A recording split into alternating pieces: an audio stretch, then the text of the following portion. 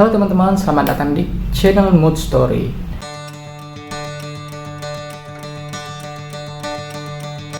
Dan kali ini aku akan menceritakan tentang kisah seorang perawat yang dibunuh karena berbuat benar. Di sini saya artikan berbuat benar sebagai berbuat yang baik meskipun melanggar hukum. Dialah Edith Cavell. Dengan nama Edith Louisa Cavell, lahir pada tanggal 4 Desember 1865 di Swardeson, sebuah desa kecil yang tidak jauh dari Norwich di Norfolk, di mana ayahnya adalah seorang pendeta. Dia adalah anak sulung dari 4 bersaudara, Florence, Mary, dan John. Masa kecilnya sangat indah.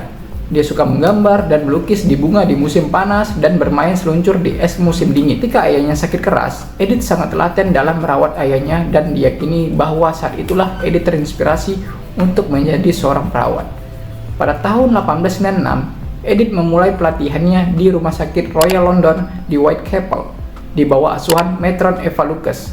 Seorang teman Florence Nightingale telah menyelesaikan pelatihan perawat pada tahun 1898. Edith memegang sejumlah peran di rumah sakit Inggris sebelum diundang kembali ke Brussels untuk merawat seorang anak yang sakit. Lalu, Edith diundang untuk menjadi matron sekolah keperawatan pertama di Belgia. Edith Louisa Cavell had worked as a nurse in England for a number of years before taking up the position of matron at the Berkendale Institute in Brussels. Singkat cerita, pada saat pecah Perang Dunia Pertama, Edith sedang berada di kota Norwich. Pada saat itu, Edith mengunjungi keluarganya. Lalu ia mengatakan kepada orang-orang terdekatnya bahwa pada saat seperti ini, orang-orang membutuhkan bantuan saya dan membuat rencana untuk kembali ke Belgia. Nah, ini adalah beberapa melukiskan tentang masa kecil serta pelayanan Edith Cavell sebagai suster di Belgia pada Perang Dunia Pertama.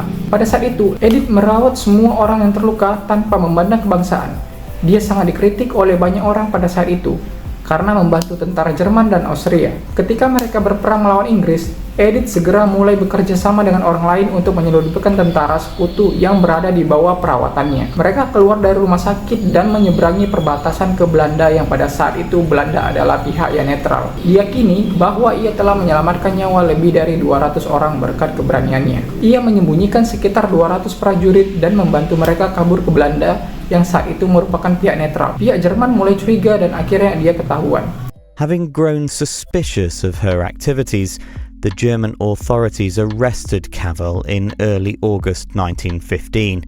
Setelah penyelidikan yang panjang, kecurigaan para pejabat Jerman semakin besar dan Edith bersama dengan lainnya ditangkap dan diadili. Edith dinyatakan bersalah atas pengkhianatan dan dijatuhi hukuman mati oleh regu tembak pada dini hari tanggal 12 Oktober 1915. She had already made a full confession, but was found guilty of treason under the terms of German military law and sentenced to death. Meskipun ada tekanan internasional untuk memberikan belas kasihan, perawat Edith Cavell dihukum mati oleh regu tembak Jerman dan ia dikebumikan di Katedral Norwich. Eksekusinya itu mendapat kecaman di seluruh dunia dan liputan pers yang luas.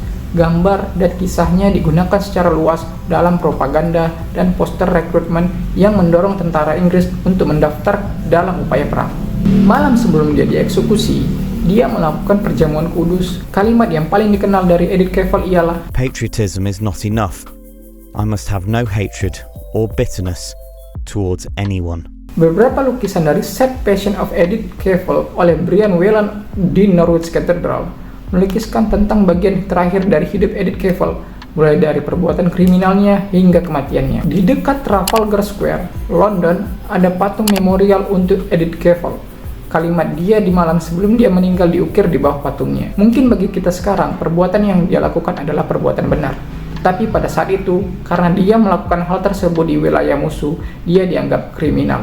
Padahal sebenarnya dia juga menolong pihak Jerman yang terluka. Pada saat itu juga, jutaan tentara dan warga sipil berhutang nyawa pada dedikasi, pengorbanan, dan kerja keras para perawat. Pada tahun 1917, surat kabar The Daily Telegram dan The Mirror meluncurkan seruan nasional untuk menggalang dana dan berhasil mengumpulkan dana sekitar 12.500 euro. Dana tersebut dimaksudkan untuk digunakan bagi para perawat yang hancur secara mental dan fisik, yang telah mengupayakan kesehatan orang lain dengan mengorbankan kesehatan mereka sendiri. Dana tersebut kemudian dikenal sebagai Nation Funds for Nurse yang kemudian menjadi Cavell Nurse Trust. Oke, itulah kisah Edith Cavell yang menginspirasi para perawat di dunia hingga saat ini. Semoga kita bisa mengambil bagian positif dari kisah ini like video ini jika kamu suka, subscribe jika kamu ingin mengetahui kisah atau sejarah dunia lainnya. Terima kasih, bye-bye.